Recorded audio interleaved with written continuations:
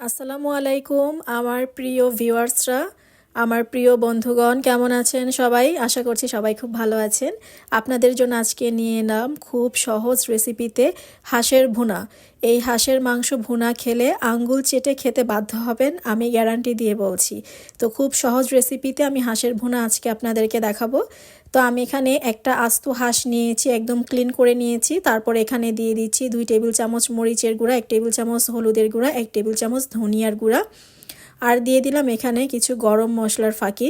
এখানে আছে 3 টেবিল চামচ জিরার গুঁড়া আর হাফ চা চামচ হচ্ছে গোলমরিচের গুঁড়া। এখানে আছে 1 কাপ পরিমাণের পেঁয়াজ বাটা, 2 টেবিল চামচ আদা বাটা, আর দিয়ে দিয়েছি 2 টেবিল চামচ রসুনের বাটা। এখন আমি দিয়ে দিচ্ছি এখানে 1 কাপ পরিমাণের পেঁয়াজের কুচি। আমি সামনে আরও পেঁয়াজ দিব, তাই এখন একটু কম দিলাম।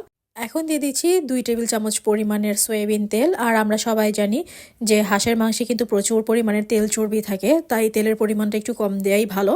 আর দিয়ে দিলাম স্বাদ মতন লবণ। তারপরে খুব ভালো মতন ম্যারিনেশন করব।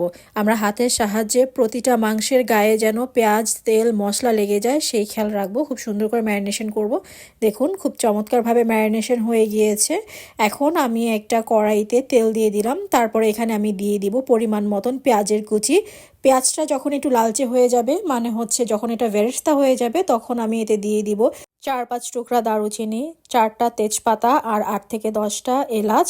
আর তেজপাতাটা কিন্তু আমি মাঝখান দিয়ে চিড়ে নিয়েছি যেন এটার ফ্লেভারটা খুব ভালো মতন বেরিয়ে আসে। তো আমি ভালোভাবে নেড়ে চেড়ে মিক্স করে দিচ্ছি। আর সামান্য একটু পানিও দিয়ে দিবেন, না হলে কিন্তু পুড়ে যেতে পারে। তারপর আমি এতে অ্যাড করে দিলাম ম্যারিনেশন করে রাখা হাঁসের মাংস। তো এই যে দেখতেই পাচ্ছেন বন্ধুরা, আমি হাঁসের মাংস দিয়ে দিলাম। এখন আমি এটাকে মিক্স করে নিব। কষানোর জন্য আমি এখন দিয়ে দিব এখানে গরম পানি। আর আমি যে বাটিটাতে মাংস ম্যারিনেশন করে রেখেছিলাম ঠিক সেই বাটিটাতেই আমি এখন গরম পানি দিয়ে মশলাটা ধুয়ে মাংসের মধ্যে দিয়ে দিব, যেন বাটির গায়ের মশলাগুলো মাংসের মধ্যে চলে যায়। আমি একটু বেশি পরিমাণের পানি দিয়ে এটাকে কষাচ্ছি, কারণ হচ্ছে যেহেতু হাঁসের মাংস একটু শক্ত প্রকৃতির হয়ে থাকে, তাই একটু বেশি পরিমাণের পানি দিয়ে এটাকে আমি কষাবো। তো দেখতেই পাচ্ছেন আমি ভালোভাবে নেড়ে চেড়ে মিক্স করে দিচ্ছি, পুরো মশলার সাথে পানিগুলো যেন খুব ভালোভাবে মিক্স হয়ে যায়। চুলার জালটা এ পর্যায়ে থাকবে একদম হাই হিটে, যেহেতু এটা কষানো মাংস। আর হচ্ছে যেহেতু প্রচুর পরিমাণে পানি দেওয়া হয়েছে, তাই হাই হিটে থাকলে কোনো প্রবলেম নেই। আর আমি এখানে দিয়ে দিচ্ছি আস্ত রসুন। যেহেতু এটা আস্ত রসুনে করা মাংস, তাই আমি আস্ত রসুন দিচ্ছি। আর পুরোটা মাংস কষানো হয়ে গেলে আমি এখানে 2টা বড় বড় কাপের মধ্যে গরম পানি দিয়ে দিলাম, মানে 2 কাপ পরিমাণের পানি অ্যাড করে দিলাম। তো দেখতেই পাচ্ছেন পানি অ্যাড করার পরে ভালোভাবে নেড়ে চেড়ে এটাকে মিক্স করে দিতে হবে। আপনারা যদি ঝোলের পরিমাণ আরেকটু বেশি চান তাহলে আরেকটু বেশি পানি দিতে পারেন, বা আপনারা যদি কম চান তাহলে কম দিতে পারেন। কিন্তু পানি একটু বেশি দেওয়ার চেষ্টা করবেন, কারণ আমি আগেই বলেছি হাঁসের মাংস যেহেতু শক্ত প্রকৃতির হয়ে থাকে সেদ্ধ হতে একটু সময় লাগে।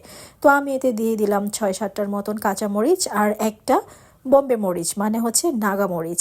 আর আমি এই পর্যায়ে দিয়ে দিব ধনিয়া পাতা। যখন হাঁসের মাংসটা প্রায় হয়ে আসবে তখন কাঁচামরিচ আর ধনিয়া পাতাটা অ্যাড করে দিবেন। আর আমি এক্সট্রা ফ্লেভারের জন্য অ্যাড করেছি নাগা মরিচ অথবা বোম্বে মরিচ। আপনারা কিন্তু চাইলে এটাকে স্কিপ করতে পারেন। তো ধনিয়া পাতা আর কাঁচামরিচ শেষের দিকে দিলে একটা খুব চমৎকার ফ্লেভার অ্যাড হয়। তো দেখতেই পাচ্ছেন বন্ধুরা কি সুন্দর একটা রং চলে এসেছে হাঁসের মাংসের। আর আস্ত রসুনটাও কিন্তু একদম সেদ্ধ হয়ে গিয়েছে। মাংস এবং আস্ত রসুন সব কিছু যখন খুব প্রপারলি সেদ্ধ হয়ে যাবে, তখন তারপরেও আমি ঢেকে এটাকে 5 মিনিটের মতন কুক করব। তো দেখুন তেলগুলো একদম উপরে চলে এসেছে। আমি খুব অল্প পরিমাণের তেল ব্যবহার করেছি, তারপরও কত পরিমাণের তেল উপরে চলে এসেছে। এটা হচ্ছে হাঁসের চর্বিগুলো গলে তেলে পরিণত হয়েছে।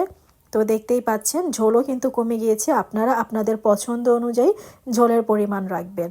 আপনারা যদি বেশি ঝোল খেতে চান তাহলে আরেকটু ঝোল রাখবেন, আর কম খেতে চাইলে আরও শুকিয়ে ফেলবেন।